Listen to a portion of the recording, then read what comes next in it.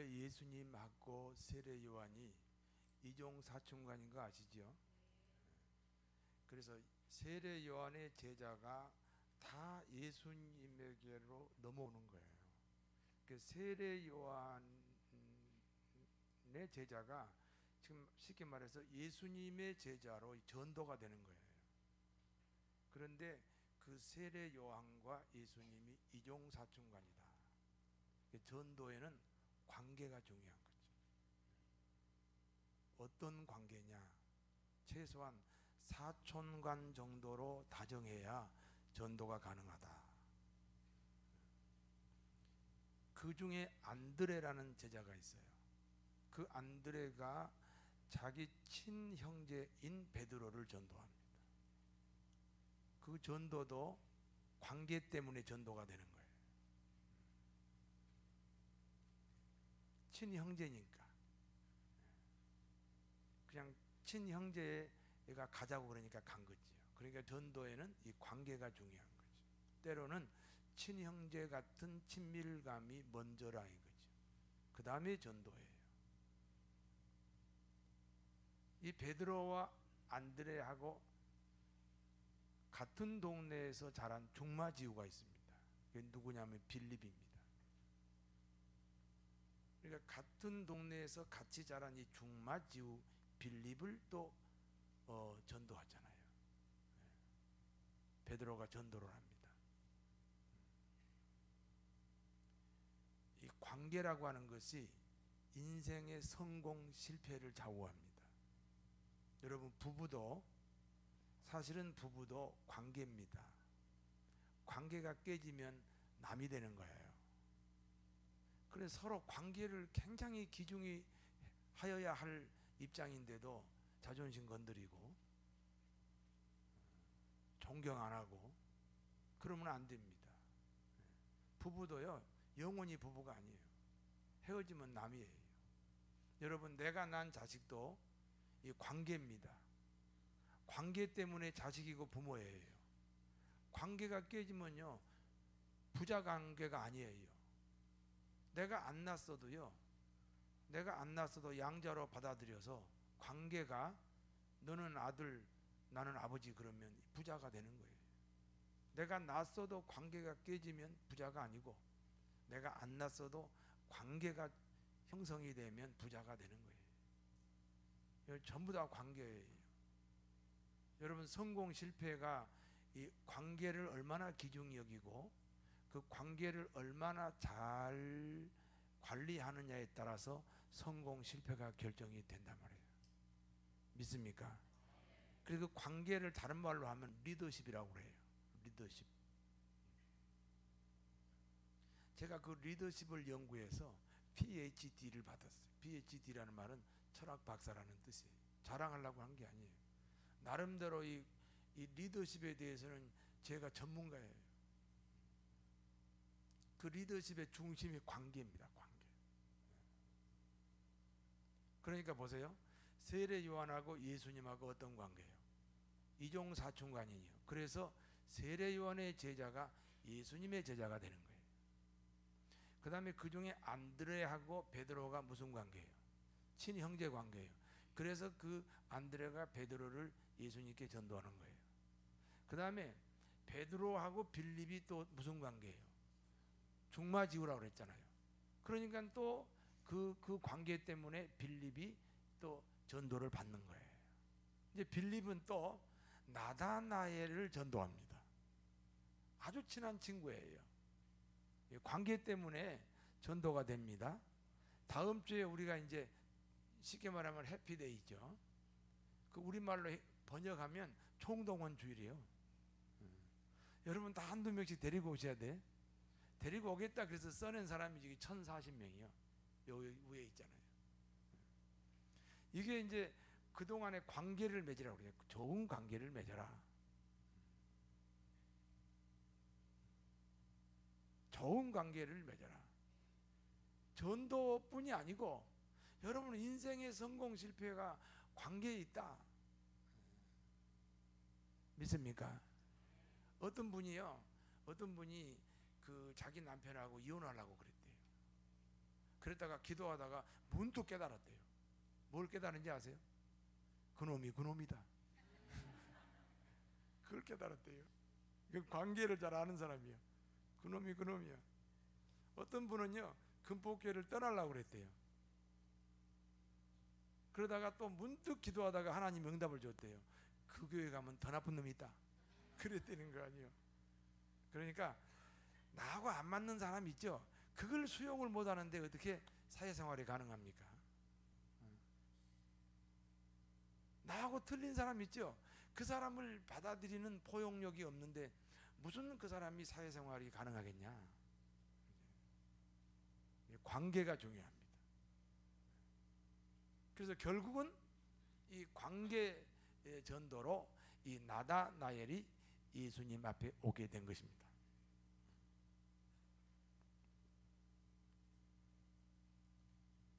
이제 예수님에게 오기 전에 이제 빌립이 나다나엘 친한 친구한테 전도하는데 뭐라고 전도하냐? 이렇게 전도합니다. 야, 우리가 기다리는 메시아를 만났다. 가자. 이게 빌립이 말이에요. 자기 친구 나다나엘이 내가 메시아를 만났다. 이스라엘 민족이 기다리는 그리스도 구세주라는 뜻이에요. 만났다. 드디어 왔다. 우리가 수천 년 동안 기다렸는데 드디어 오셨다. 그분을 만나러 가자. 그러니까 빌립이요 질문을 해요. 어디 출신인가? 왜냐하면 빌립의 마음속에는요 성경 구절이 있어요. 미가서 5장 2절에 이스라엘의 메시아는 베들레헴에서 태어난다. 그런 신앙의 상식을 가지고 있어요. 그러니까 베들레헴에 태어났나? 베들레헴 출신인가? 이 소리를 듣고 싶어서 빌립이 나다나엘에게 묻는 거예요. 어디 출신인가? 그러니까 빌립이요 저 갈릴리 나사렛 사람이래. 아니 갈릴리 나사렛에서 무슨 인물이 나오냐?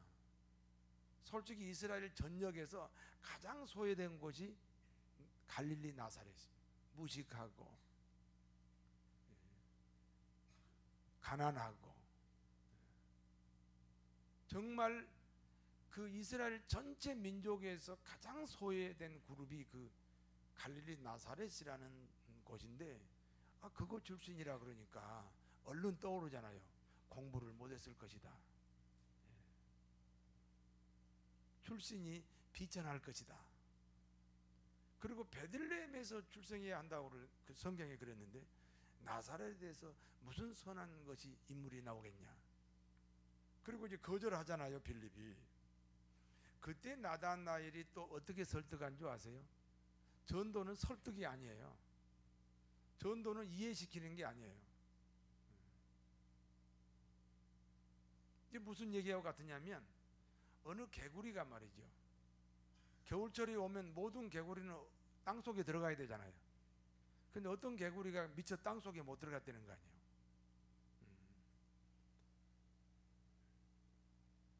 땅속에 못 들어간 개구리 봤어요? 예, 안 봤으면 말을 하지 마세요. 그 개구리가 말이에요. 이 땅속에 미처 못 들어가고 이렇게 보니까 다른 세계가 있어. 눈이 오잖아요. 낙엽이 다 떨어지잖아요.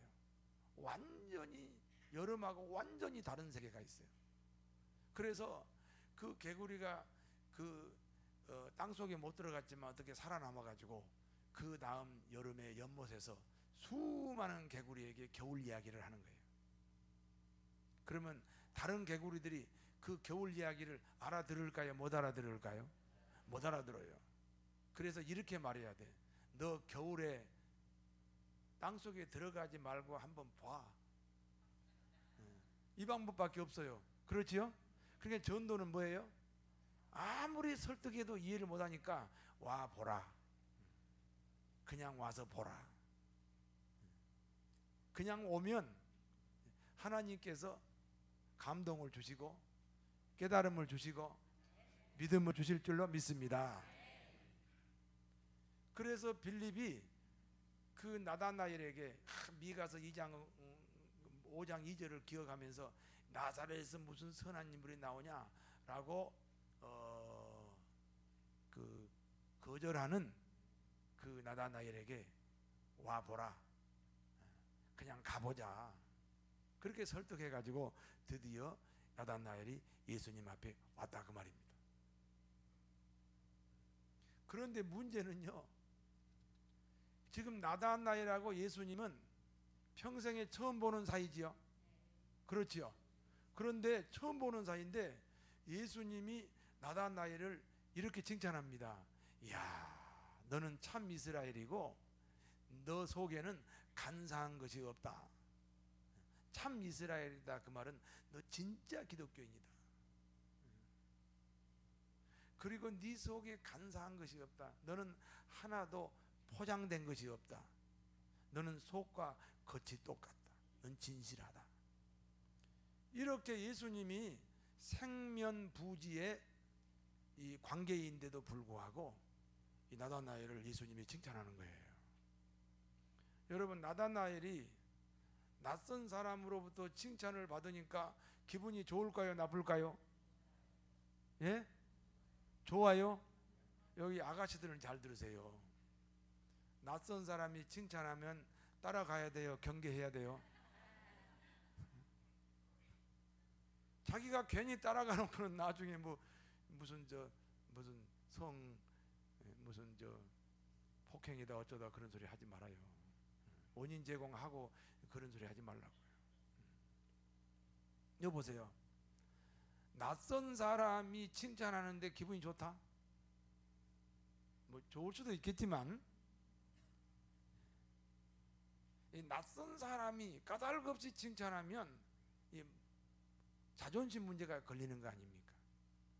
옛날에 그 2살 때에 미국으로 입양돼 가지고 미국에서 30살까지 자기가 미국 사람인 것처럼 살았어요. 왜? 자기가 사는 지역에는 한국 사람도 없고 흑인도 없어요. 백인들만 사는 그런 동네가 있거든요. 이름이 마린이에요. 그런데 자기가 사랑하는 여자가 있는데 어느 날 결혼하자고 그러니까 안 한다는 거예요. 왜냐니까 너는 한국 사람이라는 거예요. 그때 마린이 내가 한국 사람인가 보다. 그래가지고 깜짝 놀랐어요. 충격을 받았어요. 그래서 내가 그럼 할 일이 무엇인가? 한국을 가봐야 되겠다. 그래가지고 한국에 왔는데 이제 저한테 온 거예요. 한 일주일간 내가 열심히 돌봐줬어요. 일주일이 지났는데 어느 날이요, 아주 나한테 심각하게 기분 나빠가지고 나한테 아주 심각하게 질문하는 거예요. 무엇 때문에 나 도와주냐? 그때 내가 눈치가 빠르잖아요. 자존심이 지금 상했구나. 까닭 없이 도와주는 것에 대해서 자존심이 상했구나. 그래서 내가 이렇게 얘기했죠. 너 지금 한국 사람인데 한국말 모르지 않냐? 너 미국에 가면 너 같은 사람이 얼마나 많으냐? 입양이 아니더라도 2세, 3세들이 지금 한국말을 못해. 너 여기서 연세대학교나 이화여자대학교나 동국대학교 한국어 학당에 들어가서 거기서 한국말을 배워가지고 다시 미국에 가서 네가 역선교사로 거기 가서 너 같은 사람에게 전도하고 너 같은 사람을 예수 믿게 하려고 내가 너를 도와주는 것이다. 그 친구가 가만히 들으니까 정당한 이유가 있지요. 그러니까는 그러면 좋다고. 그 다음부터는 그냥 콜라 사달라 뭐 사달라 얼마나 그냥 얼마나 심지어는 이제 유람선을 태워달라 한강 유람선을 안 탔나 뭘 안 탔나 하여튼 아주 그냥 마음 놓고 내게 신세를 지더라고요. 정당한 이유가 있어야지 대접을 받아야죠. 정당한 이유가 있어야 칭찬을 들어야죠. 얼핏 듣기는 낯선 사람이라도 칭찬하니까 기분이 좋을지 모르지만 한편 생각하면 이게 자존심을 건드릴 수도 있다는 거죠. 그러니까 나다나엘이 좀 기분이 나빴는지 다시 예수님에게 질문하는 거예요. 아니 뭐 때문에 나한테 칭찬합니까? 그때 예수님 말씀이요, 빌립이 너를 내게 데려와서 내가 너를 지금 처음 본 게 아니고 과거에 너가 무화과 나무 아래 있을 때에 내가 이미 너를 보았다.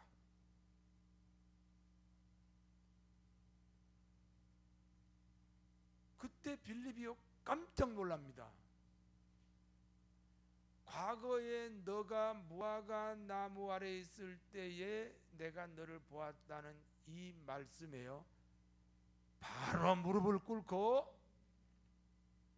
예수님 앞에 당신은 하나님이고 당신은 메시아다 고백을 해버립니다.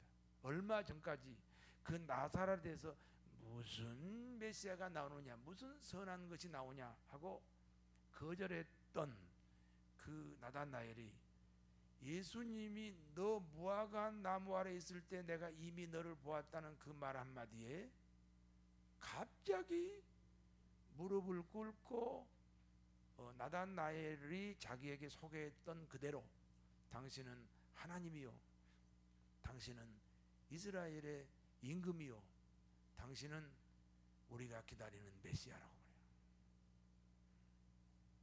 자, 여러분,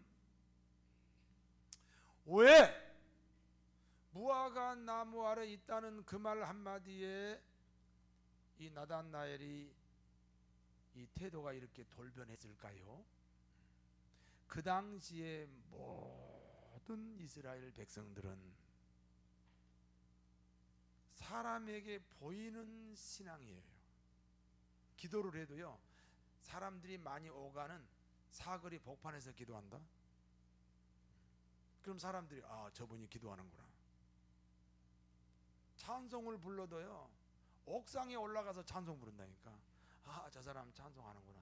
이렇게 모든 그 당시에 누구도 사람에게 보이려고 하는 신앙, 그러다 보니까 외식자가 되잖아요.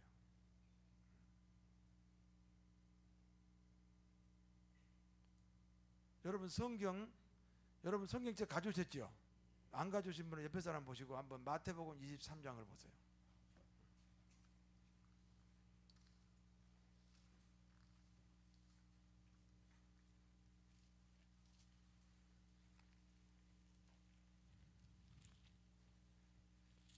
마태복음이 어디 있는지 아시죠?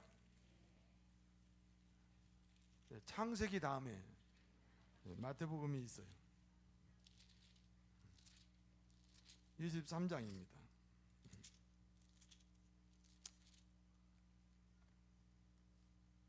거기 13절 한번 보세요. 마태복음 23장 13절. 뭐라고 그랬죠?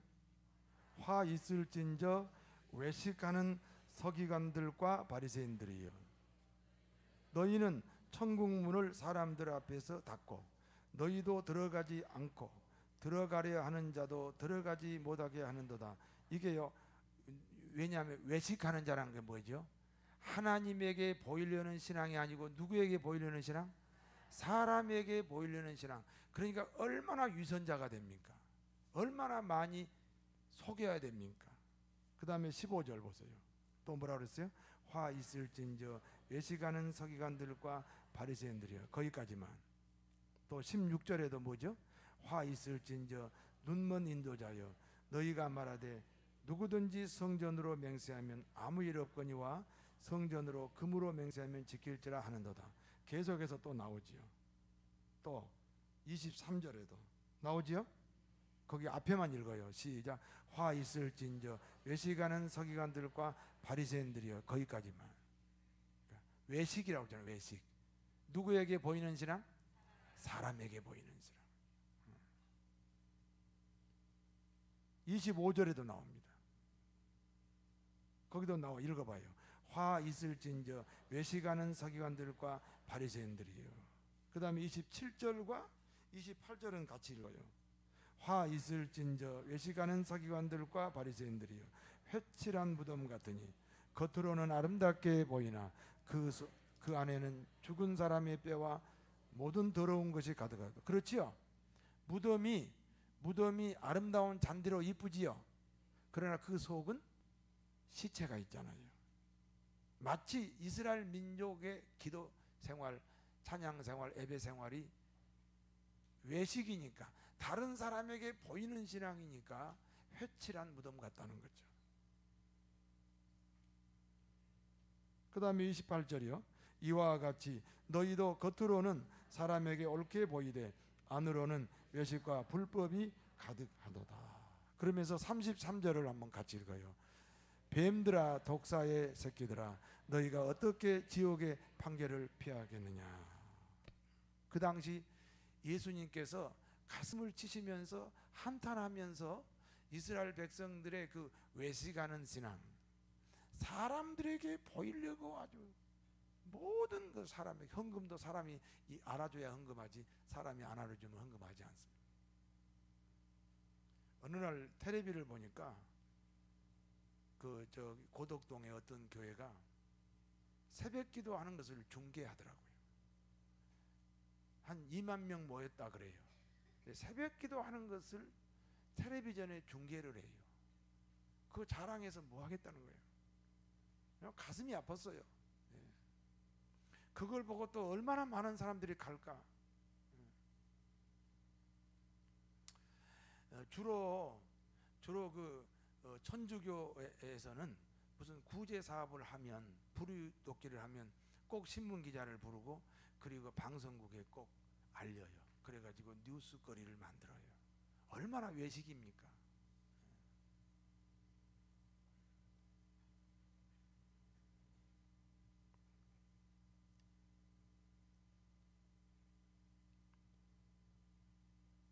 그와 같이 모든 사람들이 사람에게 어떻게 보일까, 그와 같은 이 신앙생활을 하는 거예요. 하나의 이 문화가 돼버린 거예요. 무슨 얘기냐? 그것이 얼마나 잘못되었는지를 모르면서 이미 그 문화에 젖어버린 거예요. 그래서 예수님께서 그 외식을 책망하시고 심지어는 독사의 자식이라고. 그러나 예수님께서 그렇게 한탄하고 있었던 바로 그때에 나다나엘이 그런 외식이 싫어서 어디로 들어갔어요? 무화과 나무 아래에 들어갔어요. 그 무화과는, 이스라엘의 무화과는요 울창한 숲이에요. 거기 들어가면 아무도 식별할 수가 없어요. 사람을 피해서 무화과 나무 숲으로 들어가는 거예요. 그러면 무화과 나무 숲에 들어가서 나다나엘이 뭐 했을까요? 기도했겠지요. 그러니까 나다나엘이 무화과 나무 아래 있는 것을 아는 사람은 없어요. 만약에 누군가 안다면 그분은 내 기도를 들으시는 하나님이다 이거예요. 그런데 지금 예수님이 그 무화과 나무 아래에 있었던 것을 아시잖아요. 그러면 이분은 내 기도를 들으시는 누구요? 하나님이다 이거예요. 얼마나 당당하고 얼마나 진실한 신앙입니까? 나는 정말 어떤 사람도 의식하지 않고 이 아주 사람을 의식하고 외식하는 것이 하나의 문화가 돼가지고 이것이 얼마나 잘못됐는지 아무도 깨닫지도 못하는 이와 같은 그 신앙의 그 흐름, 바로 그 한가운데서 나다나엘은 그것이 얼마나 잘못됐는가를 깨닫고 사람을 피해서 내가 기도하는데 사람이 알 필요가 뭐 있느냐, 내가 구제하는데 사람이 알 필요가 뭐가 있느냐. 그래서 그 무화과 나무 아래에 들어가서 정말 하나님에게 기도했어요.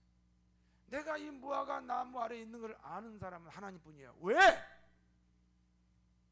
하나님은 내 기도를 들으시는 분이니까. 내가 거기서 기도했는데 내 기도를 들으시는 분이니까. 내가 이 무화과 나무 아래에 있었다는 것을 안다면 그분은 내 기도를 들으시는 하나님이다.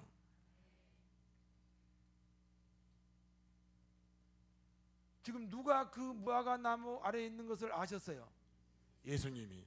조금 전에 자기가 비방하고 비하했고 무슨 나사렛에서 선한 인물이 나오냐고 예수님을 메시아로, 예수님을 이스라엘의 임금으로 전혀 인정하지 않았던 바로 그 나다나엘이 예수님께서 너가 무화과 나무 아래 있을 때 내가 너를 보았다는 말씀 한마디에 자기의 모든 부정적인 그런 생각을 버리고 이분이야말로 우리가 기다리는 이스라엘의 메시아요, 구세주요, 하나님이다, 내 기도를 들으시는 분이다. 얼마나 당당한 신앙이냐고요. 얼마나 자신 있는 신앙이냐고요.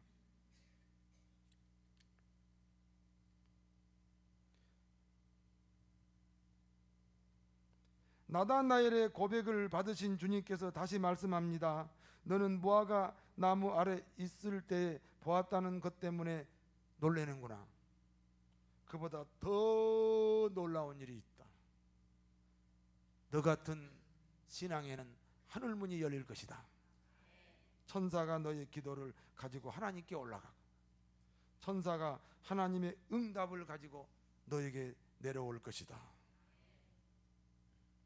그렇잖아요. 지금 하나님과 나다나엘 사이에 섞인 게 있어요, 없어요? 섞인 게 없잖아요. 그 전에 내 어려서 우리 큰 누나하고 나하고 나이 차이가 많아요. 우리 큰 누나하고 우리 매형하고 나랑 셋이 한 방에서 잠을 자면 꼭 나를 가운데다가 뉘어요. 근데 새벽에 보면 내가 저 엉뚱한 데가 내가 가 있어요. 내가 그 이해를 못했어요. 내가 장가를 간 다음에 알았어요. 아, 부부 사이에 이 동생이라도 섞이면 안 되는구나. 하나님과 우리 사이에 뭐가 섞여도 안 됩니다.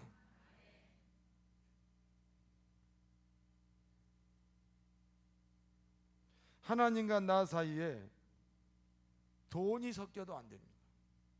하나님과 나 사이에 명예나 자존심이 들어와도 안 됩니다. 하나님과 나 사이에 아내나 남편이나 자식이나 그 무엇이 끼어들 수 없습니다. 그 신앙을 본질을 회복하는 신앙이라고 합니다. 여러분, 예수님께서 뭐라고 그랬어요? 너희가 어린아이 같지 않으냐 하면 하나님 나라를 갈 수 없다 그랬잖아요. 어린아이는 3살짜리 4살짜리는 어머니하고 저 사이에 뭐가 끼어 있어요? 거기 자존심이 끼어 있어요? 어린아이 그 3살짜리하고 어머니 사이에 거기 돈이 끼어 있어요? 아무것도 끼어 있잖아요.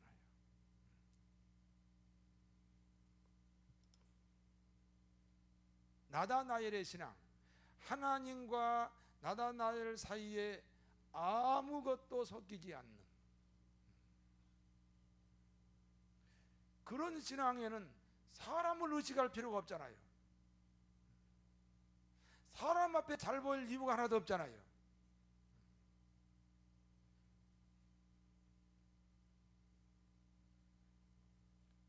본질로 회복되는 신자에게 하늘문이 열리는 줄로 믿습니다.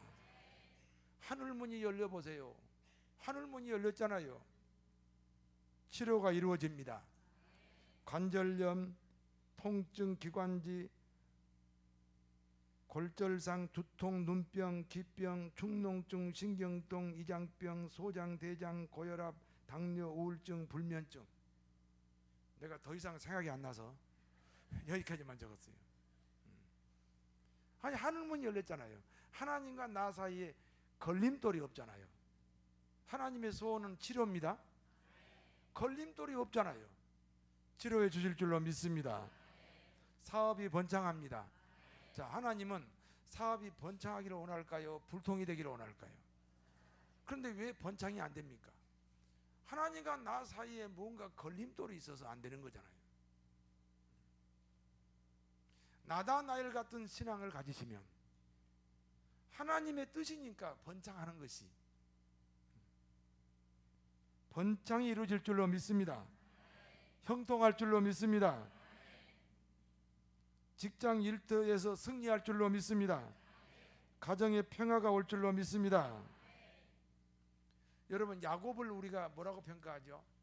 하늘문이 열린 사람, 그렇죠. 야곱이 그 베델에서 돌베개하고 자다가 하나님과 자기 사이에 사닥다리가 놓인 것을 보았어요. 하늘문이 열린 사람이죠.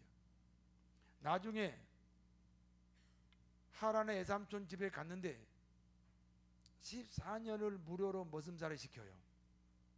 쉽게 말하면 악덕 기업주예요, 외삼촌 라반이.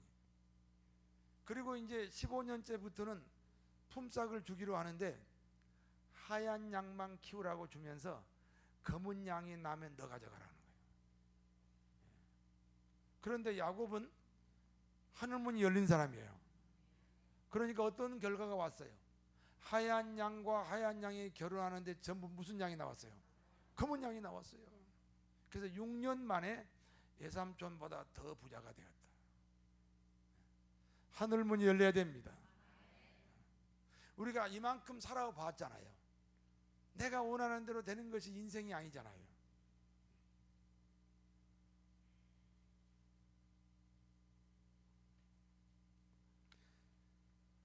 오늘 나다나엘처럼 하늘 문이 열린 믿음의 신자들이 되시기를 다 축원합니다. 기도하겠습니다.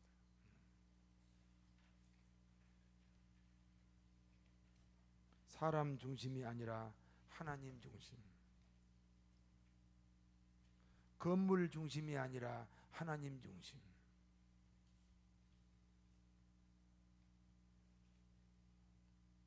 하나님과 나 사이에 아무것도 섞이지 않는 신앙, 하늘문이 열리는 사람, 나다나엘 같은 신앙으로 승리하기를 원합니다. 그와 같은 믿음으로 저희를 축복해 주옵소서. 예수님 이름으로 기도하옵나이다.